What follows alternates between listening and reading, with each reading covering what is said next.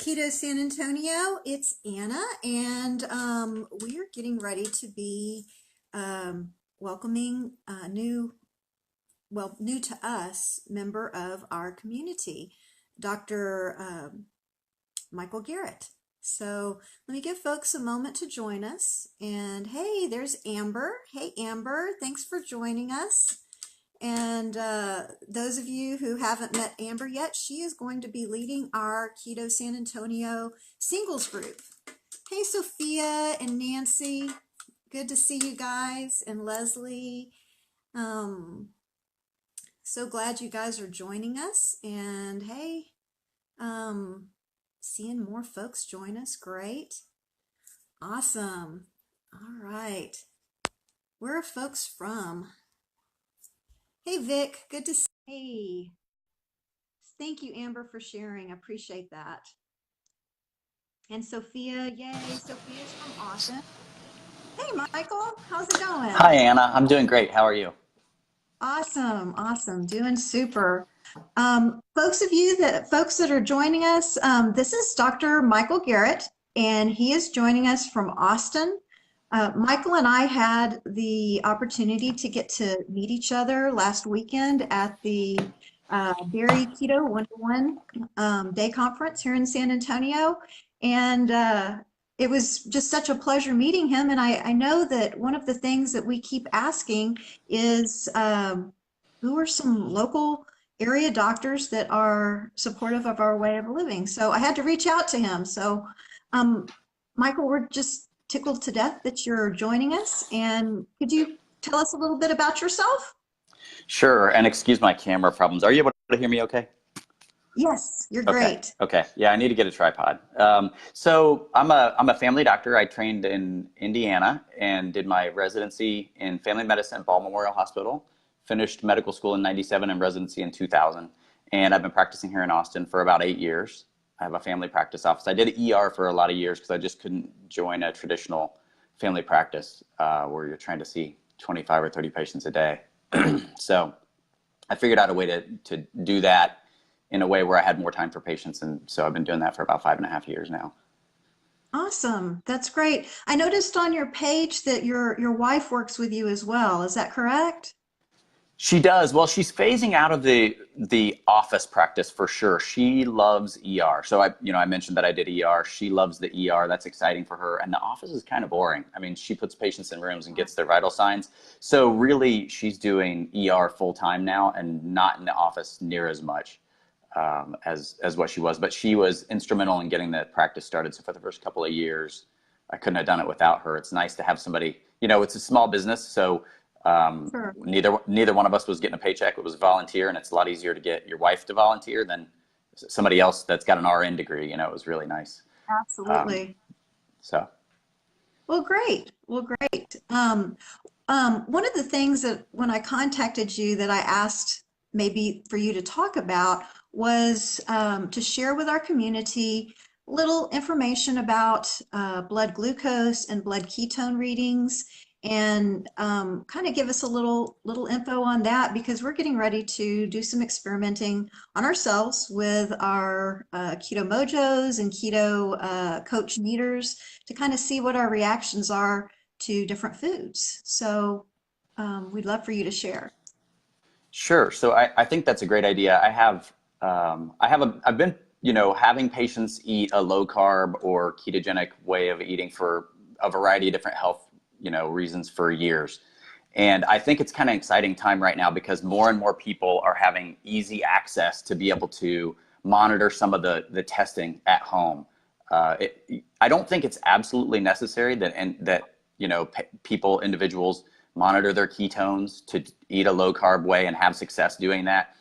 I don't think they necessarily need to monitor their glucose at home. However, I think it can be tremendously helpful in seeing how the foods we eat affect our bodies.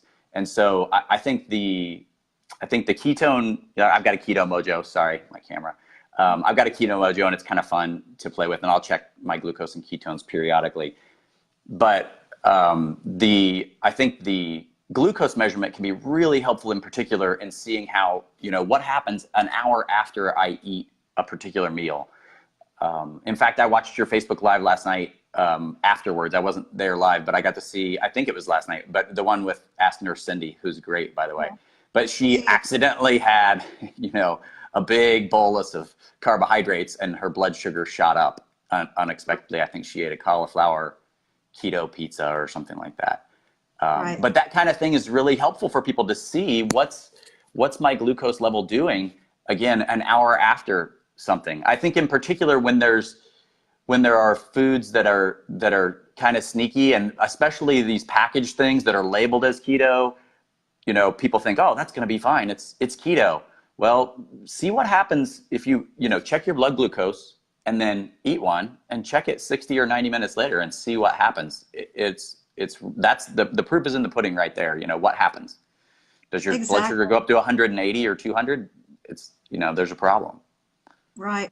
Well, one of the things I had mentioned with Cindy too is that for regular folks like myself, who, I'm just an artist, but I'm really love reading about the ketogenic diet and learning everything I can about my body to help perfect the way I'm inputting stuff into my body and how it affects my health. And for a lot of us, our entertainment has kind of shifted. When we were eating carbs, we were entertaining ourselves maybe with food or eating. And to shift that sort of entertainment to investigating what's happening inside of our bodies is kind of a fun thing. I mean, even though it's not necessary, I know, like you're saying, it's not really something you have to do. And Dr. Berry has also mentioned that too. It's not really something you have to do. For novice such as myself, it's kind of fun and it's kind of neat to test and see, oh, okay, well, I can really see this food, this is okay to include in my diet and this other one is not because I react in this certain way. And so that's one of the reasons I wanted us to do this test is I have a lot of friends who have gotten the Keto Mojo or the Keto Coach meter and they don't know how to use them. So I thought, hey, let's experiment and see what happens. So this information that you're going to be sharing is really going to be helpful to those of us who are just kind of novice. Yeah, I think that's a great point. I mean, there's no reason that it can't be fun, and I don't discourage people at all from testing. In fact, I actively encourage it. It's just some people are a little bit put off by that, or they don't want to do it, or they don't want to prick their finger. But that part's really easy, and people quickly get over it. So I think it's great. I encourage it. I think it's really helpful. And like I said, I do it myself. I don't do it because I need to for a specific health purpose, but it's just, like you said, it's just kind of fun to do. So I think a couple of just background things that would be helpful for people to know is, normal blood glucose levels. That's a good thing to know. And when we're fasting, meaning we haven't eaten for several hours, say in the morning, our glucose levels are going to be a little lower, and then they'll go up after we eat any food, but particularly something that's got carbohydrates. That's the primary driver of what happens with our glucose. So having a handle on if a patient's not diabetic or a person's not diabetic and they haven't tested blood sugars before, they may not have an idea of what a normal range is. So we typically consider, 70 to the upper 90s when fasting a normal blood glucose. We'd like to see that in that range, and generally lower is better. So 70 to 100 is a normal fasting glucose. Above 100 really is not a normal glucose level, and above 126 is the kind of diagnostic cutoff for type 2 diabetes. So if you're fasting, haven't had anything to eat for 12 hours and your blood glucose is 160, that's diagnostic of type 2 diabetes. So that's useful to know. Now, after you eat, that's different. We all have an increase in blood glucose that happens with eating, and then you're depending on your insulin response and what you took in the food, it will go up varying amounts, but you want to watch that. And that's what it's good. In fact, the Keto Mojo is great because you can check both glucose and ketones. But what I'm really excited about coming online soon is the continuous glucose monitoring, where people are getting that. Diabetics have had it. A few diabetics have had it for, a few years, but they're getting more and more affordable to where I think within the next couple of years, we're going to see. I've already got some patients who they're kind of self-hackers, and they're doing continuous glucose monitoring on themselves, even though they're not diabetic. Just, they're healthy, what I call healthy optimizers. They're well, but they want to know how the foods affect their body. So they're doing just what you're talking about doing. Yeah, I was going to ask you about that. Is that something an individual such as myself or any of my other data junkies would be able to talk to our doctor and possibly have access to? Yes, for sure. I think I've had three non-diabetic patients in the last, say, 6 to 8 weeks that we gave prescriptions. That the continuous glucose monitors do require a prescription from a doctor. I don't know why that is exactly, but it is the case that you need a prescription from your doctor. And doctors are sometimes a little reluctant to do it because they know that if you're not diabetic, your insurance is not going to cover it. So then they just imagine this mountain of paperwork that's going to come along with it. But if you're willing to buy the monitor, all you need is basically you just need a prescription from your doctor, a little permission slip, and you can buy one. And I think my patient told me that at Costco they were about $375 or $400, something like that, to get that. Right. But the problem with those is it's kind of like the other meters. The test strips are for those, they have a little device that you put on your abdomen that stays, I think it's 7 to 10 days to give you continuous data. And those are, so you have to refill those or use them if you're going to do it for a month, and they're fairly expensive. So, but yeah, Right. anyone can just ask their doctor for a prescription for that. Well, maybe those will be kind of like the ketone meters. When they first came out, they were pretty wildly expensive, and then there was more interest in people wanting to use those to kind of do some biohacking. So maybe we can be hopeful that those prices will come down on those as well. I'm pretty confident it will. I was actually just at a conference in Dallas at this Free Market Medical Association conference, and was talking with one of the suppliers that supplies just glucose testing meter for diabetic patients. And he told me that they've got one in testing right now that's going to be significantly less expensive. So I'm looking forward to that. Awesome. Great. Why don't you talk to us too a little bit about the dawn phenomena, Dr. Garrett? Some folks I've had a couple little messages come across the screen asking about that. Sure. So the dawn phenomenon is just an increase in our blood glucose that happens naturally in the mornings, and it's not related to what you ate. And the basic physiology of that is, as we have wake and sleep cycles. Obviously, we're on a 24-hour schedule. We have melatonin that comes up at night and makes us sleepy, and we sleep. And then in the morning, as part of the waking, your body is releasing cortisol. We have cortisol throughout the day that our adrenal glands are releasing. And you can find graphs of this online. It kind of peaks up in the morning, and then it comes down, and then it kind of curves. Sorry, I'm trying to keep that in the view. But so the bottom line is within 20 to 30 minutes of waking, we have a surge of cortisol, which then mobilizes glucose, and our glucose will go up even if we haven't eaten anything. And the reason that that's helpful to just know is that sometimes people will find that their blood sugar is a little higher in the morning than what they expected.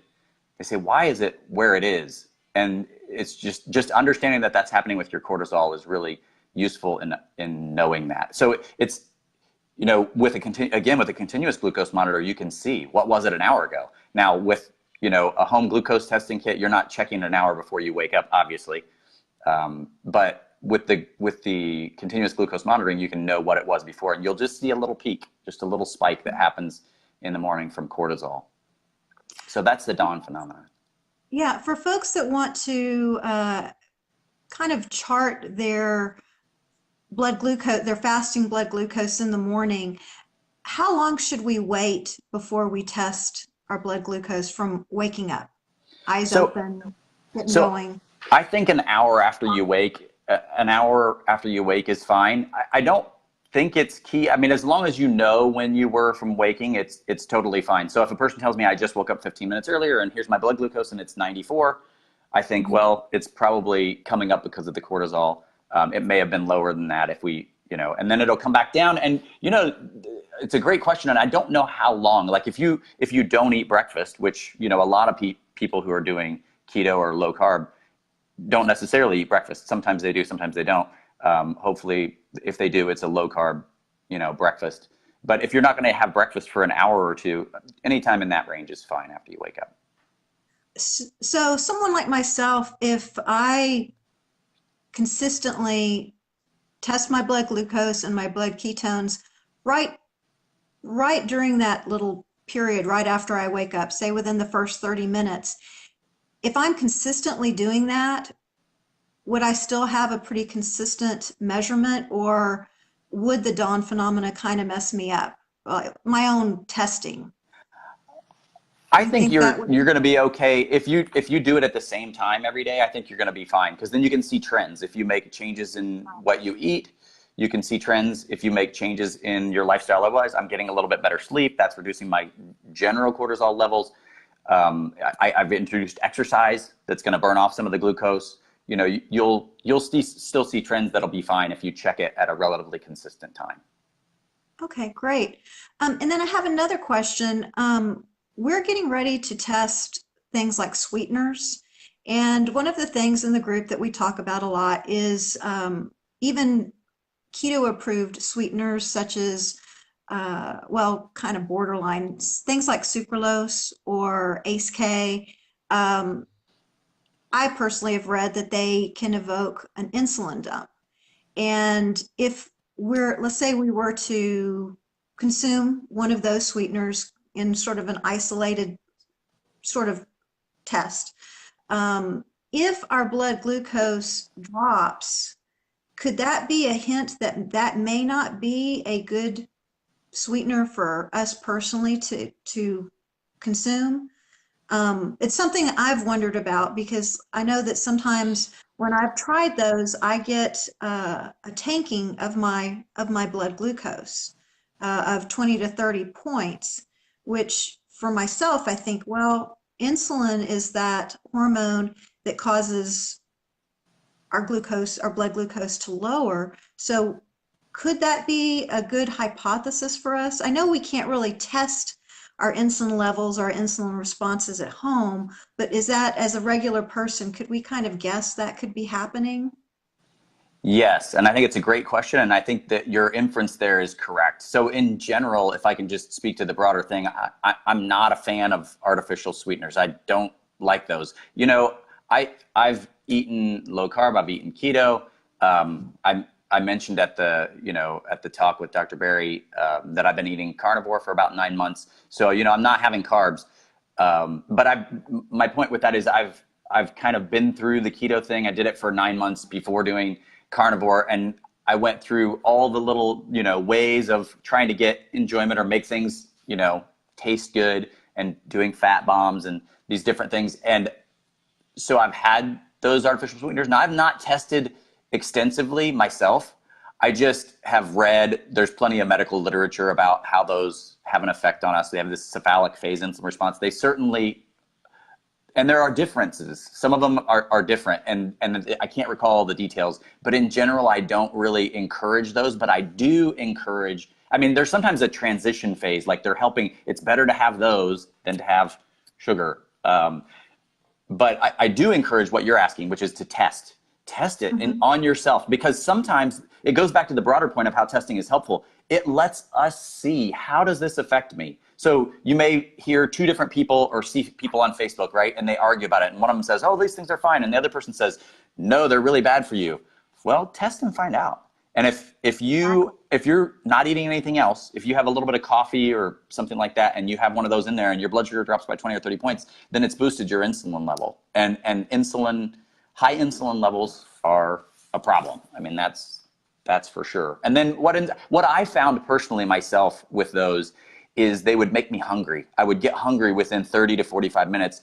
And years ago, I wasn't even eating low carb or keto, but I used to drink diet sodas a lot. I would drink Diet Mountain Dew. It's got a lot of caffeine. When I was in medical school and residency working in the ERs, I would drink a lot of those. And after a while, I figured out that if I didn't have anything in the morning and I was fasted and I had water, I'd be fine. But if I had a diet soda that has those in it, I was hungry. My stomach was rumbling within 30 to 40 minutes. And I now wish I had tested my glucose before and after, because I'm confident that it would have been tanking because of the insulin. Right. Well, we have conversations like this in the group. There's certain things that folks like, for instance, Gatorade Zero, which contains sucralose or Splenda and ACE K, and things like the coffee additive, what's it called? Tarani. That has sucralose and ACE-K in it too. So those are some of the things I was hoping for us to test as a group, because there are a lot of folks, like you mentioned, that argue, well, it doesn't affect me. But I'm thinking that if we test those and we have a decrease in our blood glucose, and that we can kind of look at it like that and go, well, yes, it doesn't have any calories, but it is having an effect on us by evoking an insulin response. And could you share with folks a little bit about why on the ketogenic diet it's not a goal to have an insulin response? We want to keep our insulin down. Right. So your body, can use two primary sources of fuel, and it's I mean, on the microscopic level, it's either glucose or ketones, and it can get those, can get those from our foods. Broadly, you can use protein, fat, and carbohydrates for fuel, right? And when you are using, when you're getting too much glucose, your insulin levels come up, and you stop making ketones. I mean, it just shuts down, lipolysis. It shuts down the burning of fat by your body. And a lot of people who are eating low carb, there's a variety of reasons people do it, right? But one of the big ones is a lot of people do it because they want to lose weight or they don't want to gain weight. So the insulin level going up just shuts off, ketone production. So insulin's not bad by itself, but hyperinsulinemia is bad. And so we want to keep insulin levels relatively low, and then we want it to raise appropriately when we need to. When our bodies are using carbohydrates and protein, you get insulin for that. There was something else that you mentioned that I was going to speak to, and I can't remember what it was. I'll have to see if it comes back to me. But does that answer that question? Yes, and I'm just trying. These are conversations we have in the group, and I've been trying to kind of help direct our group, or help us find answers. And it's one thing to hear it from me, and it's another thing to hear it from a doctor. So I just thought of the other thing. It's that I'm very eager to hear the results of your Data Junkie, what you guys find. I'm really interested. So I want to be involved in that. Like I would like you to let me know, hey, we're testing the sweeteners, and this is what we found in our little, and each one of you is an N of one, right? But there'll be hopefully dozens or more, individuals checking those and seeing the results. And I'm sure that trends will start to show up. This artificial sweetener is better or worse than the others, and then more broad. So I'm very interested to hear what you find. Great. Well, I had originally thought maybe we could do a couple of tests a week, and then I've kind of been rethinking this and thinking I may put together a spreadsheet for us and really outline how or what the protocol would be to test the different things. So I'll be working on that today. And speaking of that, how long do you recommend a person be fasted before we test a food? That's a good question, and that I haven't thought specifically in the context of testing foods in particular. I mean, I've had patients do this to see the response on their blood glucose with meals. And so I will have them eat a particular meal, but it may be lunch, it may be dinner, and it may not be plausible or reasonable for them to be completely fasted for 12 hours at that point. But what I'll try to do is have them test their blood sugar before and after a meal with, say, rice, and before and after a meal with cauliflower rice, where it's like we're checking the difference, trying to hold everything else equal as best we can. I love that. But the answer to that question is, I mean, to be fasted, say, for instance, for labs, we like to see 12 hours. You can have water. I tell people you can have probably black coffee or unsweetened tea, but no food. And then the coffee, there's some question now for some people that affects their triglycerides, which I don't fully understand why that is. But yeah, for testing a food, I don't know that it's not necessary that you be fasted to test a food. You just have to try to keep everything else equal and then see the response. So and then you want to get your blood glucose beforehand. If you're not fasted, for sure, I mean, even if you are, you want to get your blood glucose beforehand to see what it is. Because if you don't check it before and you check it after this food and it's 117, what does that mean? Was it 115 before and it's only gone up by 2? Or was it 78 and it's gone up by 40, you know? Well, the protocol that I'm looking at for us, and you can tell me if I'm on track with this, is that when we're testing a food, that we need to be, each of us, be fasted at least 4 hours, and then test our blood glucose and our ketones. Some of the folks, I have told them, please feel free to join us if all you have is like a Walmart or HEB blood glucose monitor and you want to play.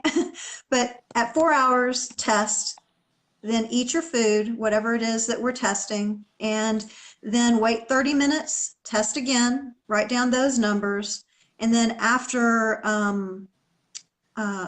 2 hours, test again to see how you recovered. Does that sound like pretty solid protocol? I think that sounds pretty good. Yeah, it depends on, you know, have you heard of Dr. Joseph Kraft? He's a pathologist who did these insulin, the 2-hour glucose tolerance test. You familiar with that test where people go in and drink and you know, pregnant women get it and doctors sometimes use it for diabetic screening.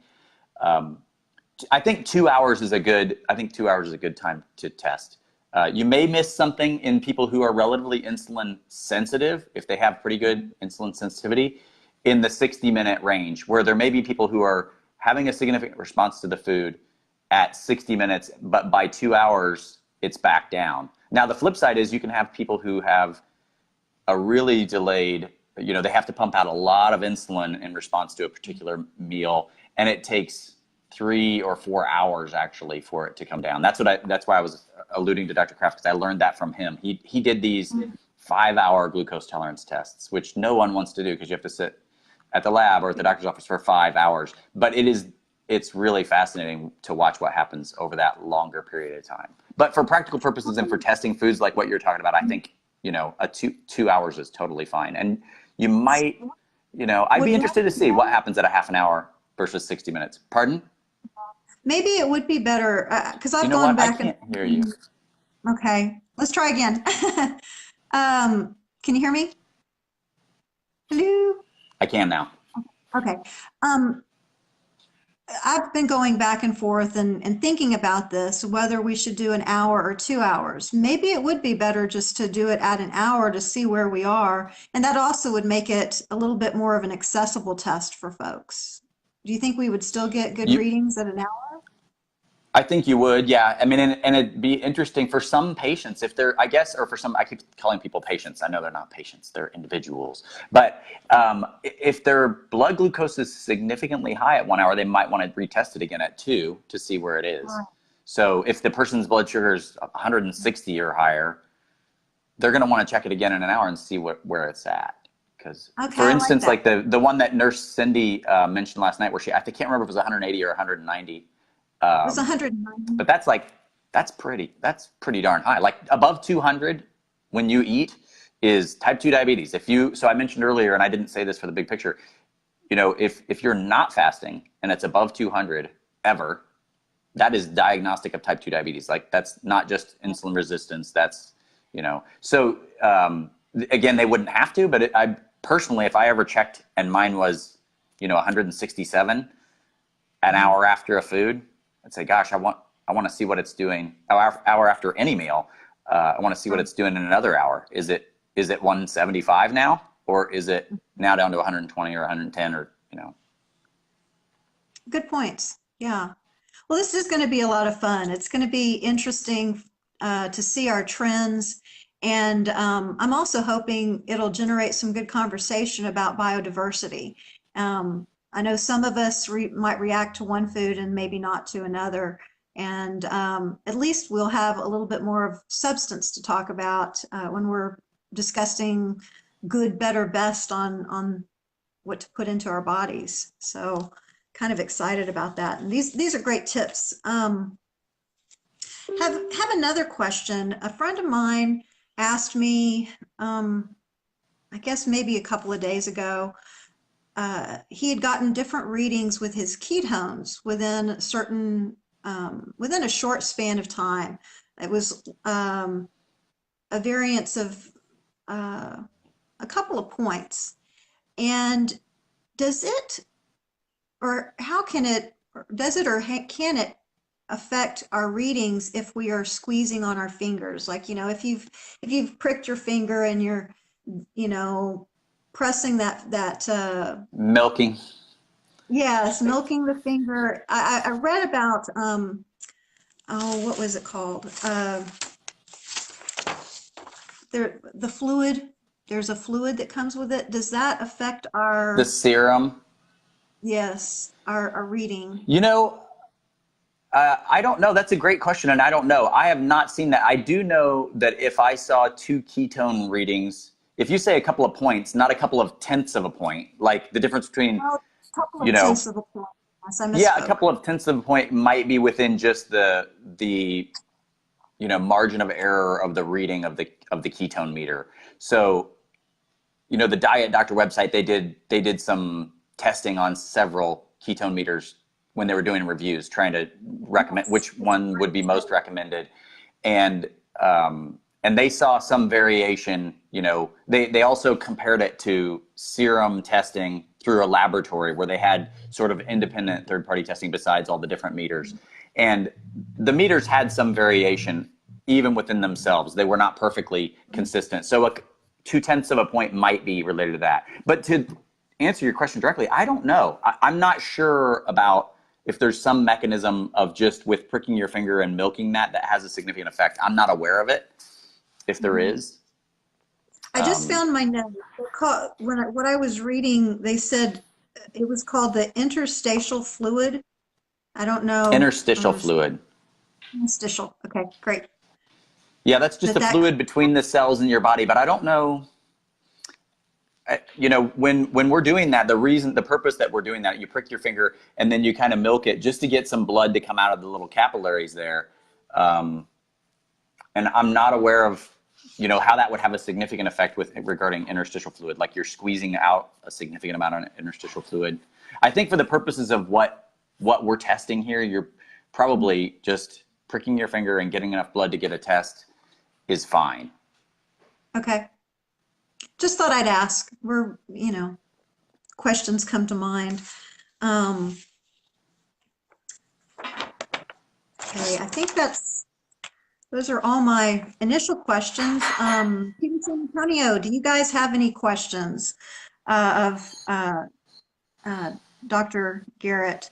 Let me look through our little list here and see if there's some good questions to. Yeah, I'm not able to see the comments, by the way. So if there are any, just read them out to me if you don't mind. Absolutely. That's what I was going to do. Let's see. I'm going to sneak a sip of coffee while you're doing that. Oh, please do. Robin Stokes has asked, is there a goal insulin level? Hi, Robin. What was the question? Is there a what insulin level? Is there a goal insulin level? Now, I'm not sure if she's referring, when she said Goal. insulin level, if she's actually referring to blood glucose, because sometimes we lay folks in Keto San Antonio, we refer to blood glucose levels that we are able to test at home as insulin levels. And so I'm maybe guessing that's what she means. Robin, if you're still there, if you'll let me know, do you mean our blood glucose or insulin? Because insulin we can't test unless we go into a doctor's office. So I can speak for a minute while maybe if she's typing, if she has something to clarify that. Insulin levels in general, at lower is better, except if you're a type 1 diabetic, except when you get into the territory of I'm not making insulin at all, but there's no concern with that happening by being keto or low carb. The bottom line on insulin levels is lower is better, both for your fasting insulin level and also, if you have less of an insulin response after meals, that, especially in the context of someone who has some insulin resistance or overweight or obesity or high blood pressure, lower is better. And the same is generally true for glucose levels to a point. Now, if the glucose levels get really low, if someone's on a medication for diabetes, if they're on an oral medication that lowers their blood sugar, or insulin, if they're on insulin that lowers their blood sugar, they can get too low. They can get down, 50, 40. glucose levels. And then if you're not in ketosis and you get down to those kind of levels, it often has effects. Your brain doesn't work like it's supposed to. You get sweaty, you get nervous, anxious, confused, maybe nauseated. You don't feel good. But generally, lower is better. And so if I was going to talk to the question of what you're thinking, that she might have said, we'd like those fasting levels to be in the 70s and 80s and 90s. And after a meal, the lower rise we have, the better. So if it's 110, 120, great. And if it's 130, 140, that's not as great. And if it's above 160, that's concerning. If it's above 200, that's, red flags. Yes. And actually, you mentioning about our fasted goals brings to mind another question. Sometimes when those of us who are doing extended fasts of, say, 24 hours to maybe 48 or even 3 days, we'll notice if we're taking our blood glucose through the day, testing our blood glucose through the day, that in spite of the fact that we're fasting, we might have a moment where we test our blood glucose and our blood glucose has actually risen. Can you explain what's happening when that happens? Despite we haven't eaten. Well, there can be a variety of things, right? So there can be a variety of things that can do that, and your body just has responses. So ketosis is a natural state for humans. Like our bodies have been going in and out of ketosis for hundreds of thousands of years, if not millions of years, if you look at hominids. And so but when we're in ketosis, you might still want to increase your glucose levels. If the saber-toothed tiger shows up. So cortisol and adrenaline are both released from your adrenal glands. And so sometimes in response to stress or sometimes in response to physical exercise, you will mobilize some glucose. Our livers make glucose. There's that gluconeogenesis process. So our liver can make glucose. So you can have hepatic glucose production that can turn on. So there's a variety of reasons why that can happen. And it's not necessarily bad. I mean, there's a reason that your body's doing that. Great. Let's see. I've got some more questions come up. Let's see. This is Erica Raw, and she's asking, what does it mean if I can no longer tolerate too many fats anymore? I feel so nauseous when I eat greasy meats, and will I still be successful if I don't have a lot of fats daily? Could this be related to my gallbladder? So yes, you can. I mean, what a lot of people I find do with that, if they're having problems of either getting nausea or upper abdominal discomfort or feeling full, before they think they should feel full, related to too much fat. Typically, if they gradually increase the amount of fat, they can tolerate more and more over time.